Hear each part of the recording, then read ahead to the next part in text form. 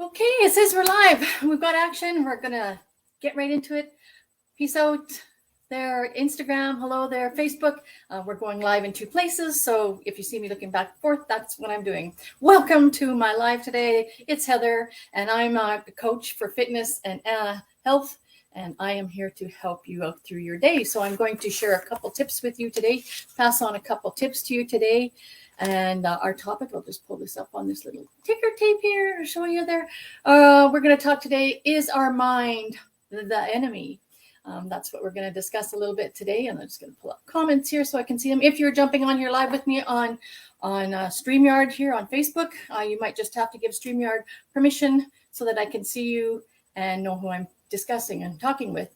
And I can see comments coming up here on Instagram. So thank you very much for popping in here. Hello, everybody. Like I said, my name is Heather, and I assist nurses or busy health professionals to carve out some time for themselves, to work out, do some self-care, and to become the best parents that they can be. So I would like to thank everybody for being here. I appreciate each and every one of you. And like I said, I'm going to give you three little tips here that might be able to prevent your brain from sabotaging you, prevent your brain from talking you out of doing things, prevent your brain from sabotaging you along the way, putting up those roadblocks, talking yourself out of things. So have you ever looked around your space, your home, your kitchen, your living room, your office, and is it messy or is it clean? We are what we have our environment like. If we have a messy environment, our brain is messy, our brain is cluttered, our brain can't do nice thought patterns, can't distinguish things in an effective method or a manner so that we can create and be productive in our day. So just a few simple tips that I have implemented myself, that I've got from mentors that have helped me out. So being a nurse, I had one client. I'll just throw a little story in here quick. I won't take up too much of your time. I had a client that she was an older lady and she wasn't very healthy and a little bit immobile. And I said to her, like, how do you keep your house organized? How do you, when we come in your house, it's beautiful, it's sparkling, everything is put away, everything is arranged. And she mentioned to me that if she picks something up, if she has it in her hands, she deals with it right away. She doesn't go and set it over here in this pile and say, oh, I'll deal with that later, or move it to the stairway to take upstairs the next time she goes upstairs, or those types of things. So if you pick it up and you have it in your hand, whether it be junk mail that comes in your mail, deal with it right away. Put it in the recycling bin if it's junk mail. Put it in your pile of bills, like I'm saying, not putting it in a pile, but put it in your bills to deal with them at one specific time, et cetera, et cetera. If your kids bring home paperwork from school that has to be signed, sign it right away and put it in their back in their backpack.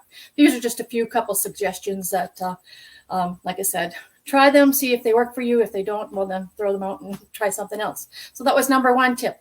How about putting in your calendar, like I said, those bills that you want to deal with? If you're opening up your computer every time you get a bill and paying at that time, it's taking you out of your flow of your day. So how about creating a special time on a certain day, say Thursdays at 3:00, you are going to pay bills. And then you go through all of your bills and you pay them all at once at the same time. And you do that in a structure, like in a time block. And that's another method that might help you along your way. Another thing to look at is we all have extra clothes or extra items in our dressers or closets that we don't wear. If we haven't worn them for 6 months, 8 months, 10 months, I know we have seasons of the year here in Canada. So that's kind of a little bit of a catch-22 when I'm saying if you haven't used it in the last 6 months. But if you haven't used it in the season that it is actually for, like a winter coat or something, like, maybe donate it to somebody. Does it still fit you? Is it something that you are going to wear? Then put it in the closet that you are actually going to use it and actually wear it. And if not, maybe it's missing a button, maybe it's got a rip in it or something like that. Maybe it's time to actually throw that away or send it off to a tailor to get mended, or if you're sore like myself, maybe you can repair it yourself. But are you actually going to use it again? Are you actually going to wear it? Maybe there's somebody out there that doesn't have a warm winter coat that you could pass it on to. So those are just 3 tips. Like I said, if you pick it up, deal with it right away. If it's in your hands, deal with it right away. Number 2, put on your calendar, schedule in when you're actually going to pay your bills on that date and time of the week, and you deal with it right away. Same thing with going through your emails. If you're going through and opening them every day, maybe that's not as good as an effective time to deal with it. Maybe break it up into smaller blocks of time. And number 3, go through your closets and your dresser and maybe get rid of the things that don't fit. Either donate them or throw them away, or keep the ones that you're actually going to wear. And you don't have to do it all at once. You don't have to rip everything out of your closet to do it all at once. Maybe that's too daunting of a task to take on at one time. So maybe just pick one drawer in your kitchen to go through, or one drawer in your dresser to go through it and organize it. Or maybe it's your medicine cabinet in your bathroom that has all these expired pills, or even things that you don't use anymore. Makeup that you don't use, creams that have expired, anything like that. Those are just some suggestions I thought I'd throw out your way. And my name again is Coach Heather. I appreciate each and every one of you for being here today. If this can help somebody else that you know, pass it along to them, and peace out, and we will see you next year.